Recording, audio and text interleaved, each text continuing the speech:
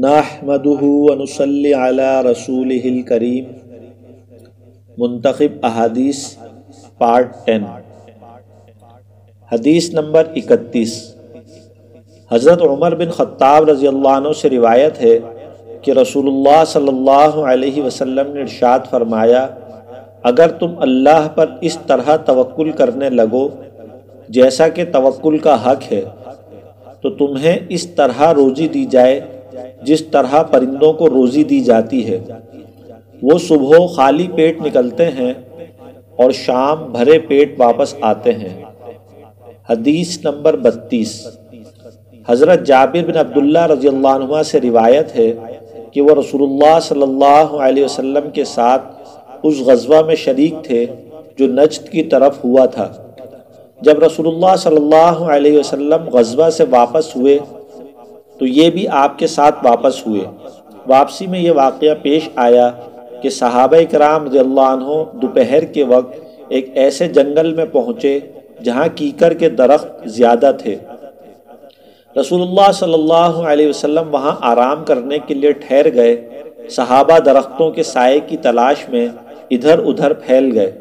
رسول اللہ صلی اللہ علیہ وسلم نے بھی کیکر کے درخت کے نیچے آرام فرمانے کے لیے قیام کیا اور درخت پر اپنی تلوار لٹکا دی، اور ہم بھی تھوڑی دیر کے لیے درختوں کے سائے میں سو گئے۔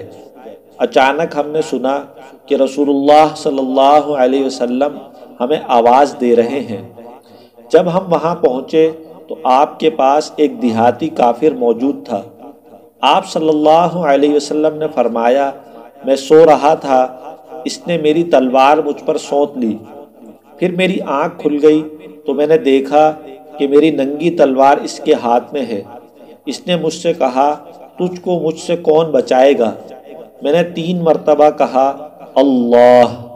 آپ صلی اللہ علیہ وسلم نے اس دیہاتی کو کوئی سزا نہیں دی اور اٹھ کر بیٹھ گئے۔ حدیث نمبر 33۔ حضرت صالح بن مسمار رحمۃ اللہ علیہ اور حضرت جعفر بن برقان رحمۃ اللہ علیہ فرماتے ہیں کہ رسول اللہ صلی اللہ علیہ وسلم نے حضرت حارث بن مالک رضی اللہ عنہ سے پوچھا، حارث تم کس حال میں ہو؟ انہوں نے عرض کیا، اللہ کے فضل سے میں ایمان کی حالت میں ہوں۔ آپ نے دریافت فرمایا، کیا سچے مومن ہو؟ انہوں نے عرض کیا، سچا مومن ہوں۔ آپ صلی اللہ علیہ وسلم نے فرمایا، سوچ کر کہو، ہر چیز کی ایک حقیقت ہوتی ہے، تمہارے ایمان کی کیا حقیقت ہے؟ یعنی تم نے کس بات کی وجہ سے یہ طے کر لیا کہ میں سچا مومن ہوں؟ عرض کیا، میری بات کی حقیقت یہ ہے کہ میں نے اپنا دل دنیا سے ہٹا لیا ہے، رات کو جاگتا ہوں، دن کو پیاسا رہتا ہوں، یعنی روزہ رکھتا ہوں، اور جس وقت میرے رب کا عرش لایا جائے گا اس منظر کو گویا میں دیکھ رہا ہوں۔ جنت والوں کی آپس کی ملاقاتوں کا منظر میری آنکھوں کے سامنے رہتا ہے، اور گویا کہ میں اپنے کانوں سے دوزخیوں کی چیخ و پکار کو سن رہا ہوں، یعنی جنت اور دوزخ کا تصور ہر وقت رہتا ہے۔ آپ صلی اللہ علیہ وسلم نے ان کی اس گفتگو کو سن کر ارشاد فرمایا، حارث ایسے مومن ہیں جن کا دل ایمان کے نور سے روشن ہو چکا ہے۔ حضرت معاذ رضی اللہ عنہ سے روایت ہے کہ رسول اللہ صلی اللہ علیہ وسلم سے دریافت کیا گیا کہ اعمال میں کون سا عمل سب سے افضل ہے؟ آپ صلی اللہ علیہ وسلم نے ارشاد فرمایا، اعمال میں سب سے افضل عمل اللہ پر ایمان لانا، جو اکیلے ہیں، پھر جہاد کرنا، پھر مقبول حج۔ ان اعمال اور باقی اعمال میں فضیلت کا اتنا فرق ہے جتنا کہ مشرق و مغرب کے درمیان فاصلے کا فرق ہے۔ حدیث نمبر 35۔ حضرت ابو امامہ رضی اللہ عنہ فرماتے ہیں کہ رسول اللہ صلی اللہ علیہ وسلم کے صحابہ نے ایک دن آپ صلی اللہ علیہ وسلم کے سامنے دنیا کا ذکر کیا تو رسول اللہ صلی اللہ علیہ وسلم نے ارشاد فرمایا، غور سے سنو، دھیان دو، یقیناً سادگی ایمان کا حصہ ہے، یقیناً سادگی ایمان کا حصہ ہے۔ فائدہ، اس سے مراد تکلفات اور زیب و زینت کی چیزوں کا چھوڑنا ہے۔ حدیث نمبر 36۔